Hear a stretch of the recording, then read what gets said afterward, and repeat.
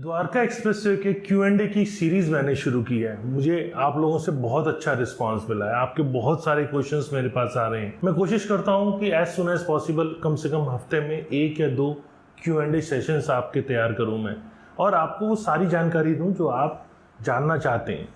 और ऐसी भी बहुत सारी जानकारी इसमें आपको मिलेगी जो आपके अभी क्वेश्चंस नहीं है लेकिन फ्यूचर क्वेश्चंस हो सकते हैं, या कोई दूसरा ऐसा क्वेश्चन पूछ रहा है जो आपके काम का हो सकता है। तो इसीलिए सारे क्वेश्चंस के आंसर्स आप भी सुने, वो आपके लिए भी फायदे का सौदा होगा। चलिए शुरू करते हैं। नमस्कार, मैं हूं Pradeep Mishra. The property Mishra show में आपका स्वागत है। यहां हम आपको प्रॉपर्टी और प्रॉपर्टी मार्केट की हकीकत बताते हैं। नो बकवास, डायरेक्ट काम की बात। चलिए शुरू करते हैं। पहला क्वेश्चन मेरे पास ये आया कि पैकेज 3 और 4 द्वारका एक्सप्रेसवे का अगस्त एंड में शुरू होने की एक्सपेक्टेशन है, क्योंकि जुलाई ऑलरेडी करीब बीत चुका है। तो मैं आपकी जानकारी के लिए बता दूं, यस, अगस्त और सितंबर में इसके खुलने की डेट है। एक्सपेक्टेड यही है कि इस टाइम पे ये खुल जाएगा। फिनिशिंग वर्क ऑलरेडी उसके अंदर हो चुका है और छोटे मोटे जो काम है वो बचे हुए हैं, वही वहाँ पे हो रहे हैं। तो इसकी एक्सपेक्टेशन है कि वो अगस्त और सितंबर में खुल जाए। और जून 15 की डेट पहले बहुत अनाउंस हुई थी, उसमें कोई लॉजिक नहीं था। हमने पहले भी वीडियो में आपको बताया कि जून 15 की डेट पॉसिबल नहीं है। कुछ काम इसमें ऐसे हैं जो रुके हुए हैं जिसके कारण से ये पॉसिबल नहीं है। तो अब ज़रूर दिख रहा है कि ये अगस्त और सितंबर में खुल जाएगा। दूसरा क्वेश्चन मेरे पास अनिल शर्मा जी का आया। अनिल शर्मा जी ने मुझसे पूछा कि कमर्शियल बेल्ट जो कि सेक्टर 37D के पास में है, वहाँ पर लैंड के रेट्स क्या हैं। देखिए, वहाँ पे लैंड के रेट्स हैं, अगर मेन द्वारका एक्सप्रेसवे पे है तो 18 से 20 करोड़ रुपीस पर एकड़ के रेट है, और अगर वो अंदर है तो उसी हिसाब से रेट उसके थोड़े से कम होते चले जाते हैं। करीब 15 के आसपास का रेट है। मतलब पीछे भी आप देखेंगे तो करीब 14 से 15 करोड़ रुपए पर एकड़ का रेट है वहाँ पे। जब कमर्शियल की बात करते हैं तो हमेशा ये ध्यान रखा जाता है कि कमर्शियल प्रॉपर्टी हरियाणा के अंदर जो पॉलिसी है उसमें 2 एकड़ से नीचे लाइसेंस नहीं मिलता है। मतलब कोई कमर्शियल एस्टेब्लिशमेंट करना चाहते हैं तो मिनिमम 2 एकड़ चाहिए। तो आपकी लैंड वही लेगा जिसके पास 2 एकड़ पूरी हो, या आपकी लैंड टोटल 2 एकड़ हो, तभी आपको उसके एक्चुअल रेट मिल पाएंगे। तीसरा क्वेश्चन सुनील जी का आया मेरे पास। सुनील जी ने मुझसे पूछा कि क्या टोल चार्जेस लगेंगे, प्राइवेट और कमर्शियल व्हीकल्स के बारे में जानना चाहा। देखिए, प्राइवेट व्हीकल्स पे भी टोल चार्जेस लगेंगे और कमर्शियल व्हीकल्स पे भी टोल चार्जेस लगेंगे। अगर आपने उस रोड का एक्सेस किया है तो आपको टोल चार्जेस पे करने पड़ेंगे। मतलब जितना आप द्वारका एक्सप्रेसवे के रूट को ले रहे हैं उतने के आपको फ्यूचर में टोल चार्जेस पे करने पड़ेंगे। और उन्होंने ये भी पूछा कि कितना पे करना पड़ेगा। तो सुनील जी, मैं आपकी जानकारी के लिए बता दूं, अभी टोल के चार्जेस फिक्स नहीं हुए हैं। 2-3 मेथड्स को इवेलुएट किया जा रहा है कि पॉइंट टू पॉइंट आपसे टोल चार्ज किया जाए या शुरू से लास्ट तक का सिंगल टोल चार्ज हो। तो इस पे अभी फाइनल चीज़ें नहीं हुई है। जब फाइनल चीज़ें होंगी तो मैं आने वाले टाइम में आपको फिर इसका अपडेट करूंगा। फिर अगला क्वेश्चन मेरे पास आया कि क्या द्वारका एक्सप्रेसवे के पास कोई झील भी डेवलप हो रही है। तो मैं आपकी जानकारी के लिए बता दूं, द्वारका एक्सप्रेसवे के पास सुल्तानपुर बर्ड सेंचुरी नाम की झील है, जो कि बहुत दूर नहीं है और बहुत फेमस है। हरियाणा टूरिज्म इसको मेंटेन भी करता है। फिर मेरे पास एक क्वेश्चन आया है रचित जी का कि M3M के बारे में बताएं। देखिए, M3M के बारे में मैं आपको बताऊं कि कंस्ट्रक्शन उनके सभी प्रोजेक्ट्स में चल रही है, रूटीन में उनका काम चल रहा है। अगर और ज़्यादा चीज़ें आप समझना चाहते हैं तो आप आके मिले, तब मैं आपको शायद ज़्यादा बेहतर ढंग से बता पाऊंगा। बाकी अभी मेरे को उनके हर प्रोजेक्ट में काम चलता हुआ दिख रहा है। फिर मेरे पास एक क्वेश्चन आया शारदा मुचल के नाम से। उन्होंने जानना चाहा कि 25-26 सेक्टर द्वारका के अंदर जहाँ मिनी LIG है, वहाँ पर कैसा है इन्वेस्ट करना, वो ठीक है या नहीं। देखिए, मैं आपकी जानकारी के लिए बता दूं, जिस हिसाब से IICC डेवलपमेंट हो रही है तो वहाँ पर उस प्रॉपर्टी की डिमांड भी है। मिनी LIG ज़रूर है, लेकिन जो लोग IICC चालू होने के बाद शॉर्ट टर्म स्टे करना चाहेंगे तो उनके लिए वो ऑप्शंस बेटर है। लेकिन वो प्रॉपर्टी कमर्शियल नहीं है, वो रेजिडेंशियल प्रॉपर्टी है और एकोमोडेशन थोड़ा छोटा है। तो आप ज़रूर देख लें, आपकी इन्वेस्टमेंट ऐसी हो कि जहाँ पर आप खुद भी रह सकें। अगर लीज आउट नहीं होता है तो इन ऑप्शंस को ज़्यादा बेहतर ढंग से आपको इन्वेस्ट करना चाहिए। बाकी सिर्फ इन्वेस्टमेंट पॉइंट ऑफ व्यू से अगर आप कमर्शियल एंगल में देख रहे हैं तो मेरे को लगता है रेजिडेंशियल प्रॉपर्टी में कमर्शियल एक्टिविटी बेटर नहीं है, उसे आप अवॉइड कर सकते हैं। मिस्टर अमोल का मेरे पास क्वेश्चन आया कि उन्होंने जानना चाहा कि सेक्टर 99 कैसा सेक्टर है, मैं वहाँ पे शिफ्ट होना चाहता हूँ, मैं अभी द्वारका में रहता हूँ, मेरे लिए कैसा रहेगा। तो मैं आपके लिए बताऊँ मिस्टर अमोल कि सेक्टर 99 द्वारका एक्सप्रेसवे पे पड़ने वाला सेक्टर है और वहाँ कनेक्टिविटी वाइज उसको कोई कमी नहीं है और इंफ्रास्ट्रक्चर करीब करीब वहाँ आसपास डेवलप हो चुका है। वहाँ पे ज़रूर कमर्शियल के लिए आपको सेक्टर 99 के दूसरे कोने में या सेक्टर 102-99 का जो चौक है वहाँ पर आना पड़ेगा। वहाँ पे ओकस मेडली कमर्शियल वहाँ रेडी हो चुका है, कुछ आउटलेट्स वहाँ पे ओपन हो चुके हैं, पूरी तरह अभी वो नहीं चालू है, लेकिन हाँ फ्रंट में आप देखेंगे कुछ आउटलेट्स वहाँ पे ओपन हो चुके हैं, धीरे धीरे वहाँ पे और आउटलेट्स भी ओपन हो जाएंगे।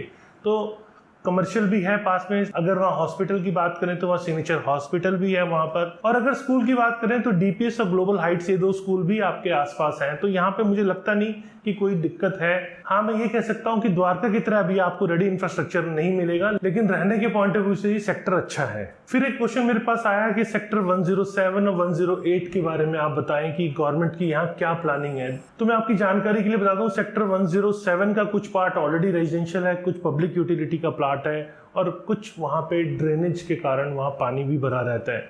तो वेटलैंड का मैंने एक स्पेशल प्रोग्राम बनाया था, आप उसको देख सकते हैं, उससे आपको काफ़ी आइडिया लग जाएगा कि गवर्नमेंट उस एरिया में क्या कर रही है, क्योंकि वहाँ मेन जो इशू है ड्रेनेज की कनेक्टिविटी का, गवर्नमेंट ऑलरेडी उसके ऊपर काम कर रही है। और सेक्टर 108 का मैं अलग से आपको रिव्यू बना के बताऊंगा, क्योंकि उसमें बहुत सारे प्रोजेक्ट्स हैं, तो मेरे को वहाँ का रिव्यू आपको बना के देना है। आप बने रहें, क्योंकि आने वाले टाइम में एक एक करके मैं सेक्टर्स के रिव्यू भी आपको दे रहा हूँ, जिसमें उस सेक्टर से जुड़ी हर छोटी और बड़ी चीज़ जो आपकी इन्वेस्टमेंट को और आपके रहने को इम्पैक्ट कर सकती है, मैं वो सारी चीज़ें आपको बता रहा हूँ। मिस्टर सत्यमेव का मेरे पास क्वेश्चन आया, उन्होंने जानना चाहा कि हीरोंडा चौक से द्वारका एक्सप्रेसवे जो रोड है वो NHAI कब बनाएगा। तो सत्यमेव जी, मैं आपकी जानकारी के लिए बता दूं कि रोड अब तक बन चुका होना था। पहले वो सरफेस की रोड थी और उसमें अंडरपास और फ्लाईओवर भी थे, तो उसकी कनेक्टिविटी अब तक हो चुकी होती, लेकिन कई कारणों की वजह से पहले काम डिले होता है और लास्ट में उसको और एक्सप्लोर करने के लिए, कुछ और नए चेंजेस करने के लिए फिर से प्लानिंग में डाल दिया जाता है। तो आज की स्टेज में वो प्लान अभी एक्टिव नहीं है और नया प्लान अभी DPR स्टेज पे है। तो जब तक वो DPR फाइनल नहीं हो जाता तो वहाँ कनेक्टिविटी होना थोड़ा सा मुश्किल है। तो आज की डेट में उमंग भारद्वाज चौक के पास जो फ्लाईओवर है उसके बाद से द्वारका एक्सप्रेसवे की कनेक्टिविटी ऑलरेडी हो चुकी है। मिस्टर मुकेश का क्वेश्चन मेरे पास आया, SVH सेक्टर 83 में मैंने इन्वेस्ट किया है, वो कैसा है, क्या वो ठीक है। मिस्टर मुकेश, मैं आपकी जानकारी के लिए बता दूं कि प्रॉपर्टी की लोकेशन अच्छी है और कमर्शियल प्रॉपर्टी में इन्वेस्ट करने से पहले क्या क्या देखना चाहिए ये ऑलरेडी मैंने वीडियो में एक्सप्लेन किया हुआ है। अगर आपने नहीं देखा तो मैं नीचे डिस्क्रिप्शन में इसका लिंक दे रहा हूँ, आप जरूर इसको एक बार और देख लें। यहाँ पर द्वारका एक्सप्रेसवे पहले जो सीधा NH8 को टच कर रहा था उस हिसाब से लोकेशन बहुत अच्छी थी, लेकिन बाद में इसे CPR के थ्रू NH8 को कनेक्ट किया गया, तो मेन जो ट्रैफिक का फ्लो था वो CPR होके NH8 कनेक्ट कर रहा है और फिर आगे वो SPR तक कनेक्ट हो रहा है, सोना रोड और फिर गोल्फ कोर्स एक्सटेंशन और गोल्फ कोर्स रोड तक कनेक्टिविटी से मिल रही है। तो मिस्टर महेश, अगर कनेक्टिविटी डायरेक्ट इसकी द्वारका एक्सप्रेस से होती तो शायद उसमें और बेटर लोकेशन में क्या था। यहाँ पर एक इंपॉर्टेंट बात यह है कि कमर्शियल बनाना बहुत आसान है, लेकिन कमर्शियल चलाना बहुत टफ होता है। तो डेवलपर का ट्रैक मेरे पास अब तक नहीं है, मैं बहुत ज़्यादा उनसे परिचित नहीं हूँ, तो इसीलिए मैं आपको बहुत ज़्यादा उसके ऊपर प्रकाश नहीं डाल सकता। लेकिन अगर कमर्शियल का ट्रैक डेवलपर का अच्छा है तो उसके साथ ब्रांड एसोसिएटेड है और उसने कुछ एरिया अपने पास रिजर्व रखा है अच्छी लोकेशंस का जहां वो इजीली ब्रांड्स को लेकर आ सकते हैं, तो कमर्शियल मॉल अच्छा चल सकता है। लोकेशन ऑलरेडी उसकी NPR पे है, तो ओवरऑल मुझे यहाँ कोई ऐसी बहुत ज़्यादा दिक्कत नहीं नज़र आ रही। अगर डेवलपर के पास ब्रांड अच्छे हैं तो आपका मॉल अच्छा चलेगा और इन्वेस्टमेंट भी आपकी अच्छा रिजल्ट देगी। सीमा छावरा जी ने मुझसे पूछा, sector 37D signature global safe investment है एंड यूज के लिए या नहीं। मैं आपकी जानकारी के लिए बता दूं, सेक्टर 37D में एक ड्रेन जा रही है, आपको ये देखना है कि आपकी प्रॉपर्टी ड्रेन से कितनी दूर है।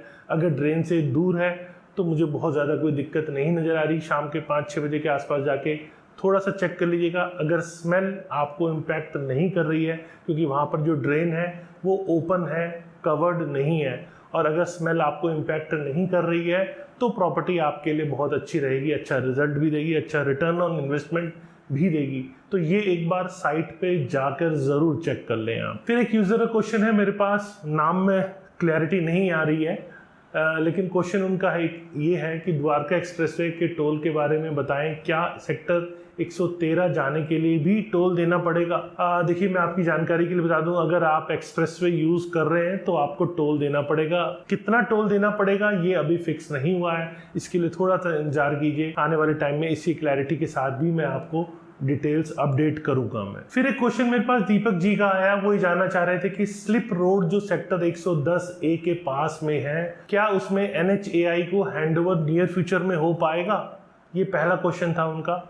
तो पहले क्वेश्चन का मैं जवाब ये आपको दे दूं कि हाँ, ऑलरेडी NHAI और GMDA की मीटिंग हो चुकी है, 2 मीटिंग हो चुकी है इवन, और उसमें एक पॉलिसी फ्रेम करके फिर एक्विजिशन होगा। तो ये ऑलरेडी उस स्टेज में है, बहुत जल्दी आप देखेंगे कि कनेक्टिविटी हो जाएगी। लेकिन शॉर्ट टर्म में आप कहें तो मुझे वो होता हुआ नहीं दिख रहा, क्योंकि पॉलिसी बनना और फिर उसके अंदर कंपलसरी एक्विजिशन के तहत उसे एक्वायर करना, ये थोड़ा सा मेरे को थोड़ा लंबा समय दिख रहा है, तो थोड़ा समय उसमें लग सकता है। लेकिन हाँ, फ्यूचर में ये NHAI को हैंडओवर होगा और यहाँ पे रोड भी बनेगी, क्योंकि अभी कनेक्टिविटी, अगर आप दिल्ली साइड से आते हैं तो सेक्टर 110A के पास left hand side connectivity through नहीं है। दूसरा क्वेश्चन दीपक जी का था कि सेक्टर 110A के ऊपर जो रेल ओवर ब्रिज बनना है उसका काम शुरू हुआ या नहीं हुआ।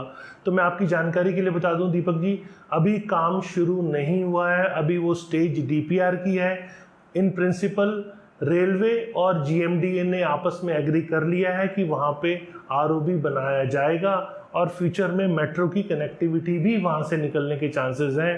तो ये ऑलरेडी, इसे मेट्रो की बात हुई तो मेट्रो PM गति शक्ति के अंदर ऑलरेडी गया हुआ है, ये प्लान कभी भी अप्रूव होके आ सकता है। लेकिन आज की स्टेज की बात करें तो अभी वो DPR स्टेज पे है, जब तक वो फाइनल नहीं हो जाता तब तक इसमें मैं ये आपको नहीं बता सकता कि कब शुरू होगा और कब ख़त्म होगा। तो यहाँ पर अभी DPR स्टेज पे है, और जब तक इसमें फाइनल इसका टेंडर नहीं हो जाता तब तक मैं आपको नहीं बता सकता कि exact date start of construction की कब की है और कंप्लीशन की कब की है। तीसरा क्वेश्चन दीपक जी ने मुझसे पूछा कि कंस्ट्रक्शन ऑफ मिसिंग रोड जो द्वारका एक्सप्रेसवे सेक्टर प्लान के हैं उस पर क्या अपडेट है। जैसे मैं आपको बता दूं, जहां कनेक्टिंग रोड है, जो कि सेक्टर रोड कनेक्ट हो रही है द्वारका एक्सप्रेसवे को, वहां एक्विजिशन को लेकर सेम जो GMDA और NHAI की मीटिंग सेकंड लेवल की हो चुकी है।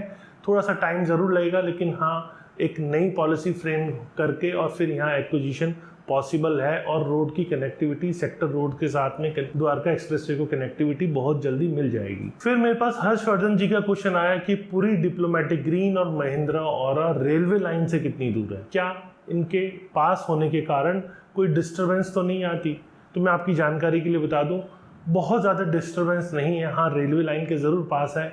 और पूरी डिप्लोमेटिक ग्रीन की बात करें हर्षवर्धन जी, तो एरियल डिस्टेंस ये 720 मीटर है और महिंद्रा औरा 505 मीटर का इसमें एरियल डिस्टेंस है।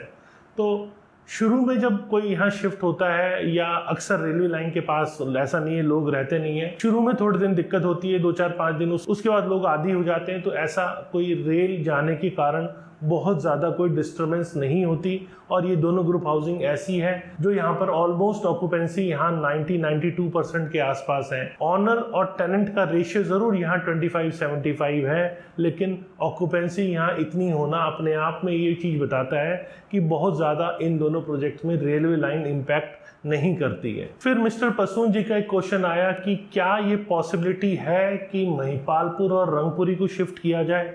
तो पसून जी, मैं आपकी जानकारी के लिए बता दूं कि महिपालपुर और रंगपुरी को शिफ्ट करने का अभी कोई प्लान नहीं है। जब एयरपोर्ट को फैलाया जा रहा था, एयरपोर्ट को आगे एक्सटेंड किया जा रहा था, तब यहाँ नांगल देवत एक विलेज था जिसको शिफ्ट करके वसंत कुंज में ले जाया गया। लेकिन अब यहाँ पे ऐसी कोई पॉसिबिलिटी नहीं है कि महिपालपुर और रंगपुरी को भी यहाँ शिफ्ट किया जाए। ये ऑलरेडी बहुत ज़्यादा बसे हुए हैं यहाँ पर, तो ऑलरेडी एयरपोर्ट के पास सफिशिएंट लैंड है। इनको फर्दर और एक्सटेंड करने की ज़रूरत मुझे नहीं दिख रही है। तो ऐसे किसी भी प्रोजेक्ट को अभी गवर्नमेंट का कोई ऐसा प्लान नहीं है कि किसी लोकेलिटी को, किसी एरिया को, किसी विलेज को यहाँ से शिफ्ट करके रीलोकेट किया जाए। मतलब फ्यूचर में कोई प्लान हो तो मैं कह नहीं सकता, लेकिन अभी फिलहाल 10 से 15 साल मुझे ऐसी कोई प्लानिंग गवर्नमेंट की नहीं दिख रही है। उम्मीद है आपको मेरा वीडियो पसंद आया होगा। अगर वीडियो पसंद आया तो लाइक कीजिएगा, कमेंट करके बताइएगा वीडियो कैसा लगा। अपने क्वेश्चंस मुझे कमेंट करके बताइएगा कि आपके क्या क्वेश्चंस हैं। मैं ये सीरीज़ रेगुलर बनाता रहूँगा, आपके क्वेश्चंस के आंसर देता रहूँगा, लेकिन अपने क्वेश्चन के साथ में अपना नाम ज़रूर मेंशन कर दीजिएगा। और फ्यूचर में और ऐसे वीडियोस रेगुलर देखने के लिए सब्सक्राइब कीजिए। नमस्कार, जय हिंद।